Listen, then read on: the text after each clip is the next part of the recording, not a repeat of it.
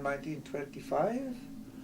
I attended Ysgol Sir Fechgyn, Penabod Darogoi.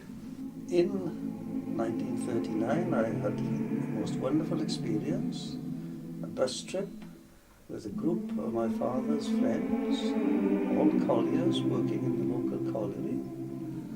The collieries at that time had come back into their own. They were now working full time, and the men on his face decided they would have a bus trip through Mid Wales. It was a Saturday morning. I remember well waiting outside the local Labour Club while the men inside had a few drinks to start their day off. They loaded crates of bottled beer onto the bus and we set off. We first of all had to go to Pontrhydyfen, where the garage for the bus was, and the driver had to report to his boss.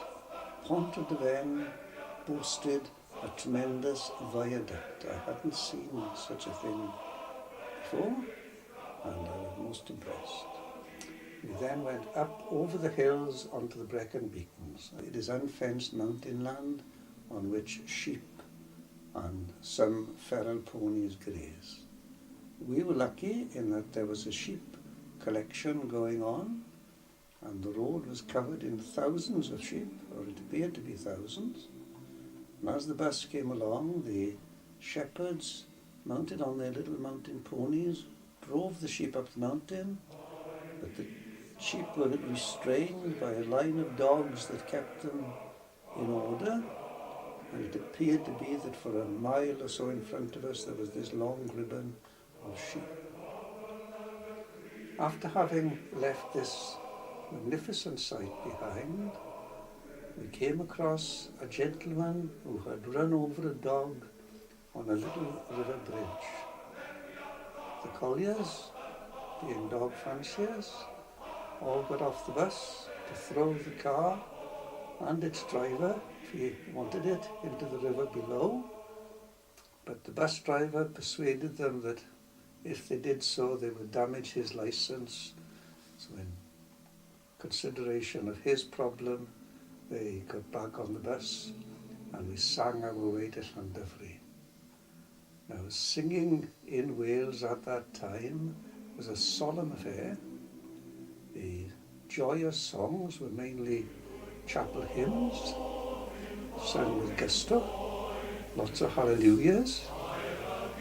At Llandovery, the miners went into the local pub, the Black Ox. I, as a child, not allowed there. It was quite strict in our area. The children did not frequent public houses. So I sat on the seat, on the steps of the bus with the bus driver.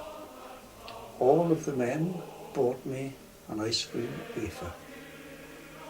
So I sat on the bus with a pile of melting wafers, ice cream dripping everywhere, and the driver and I did our best to demolish the lot. After having refreshed themselves, we were back on the bus and off to Ammanford, where tea had been arranged.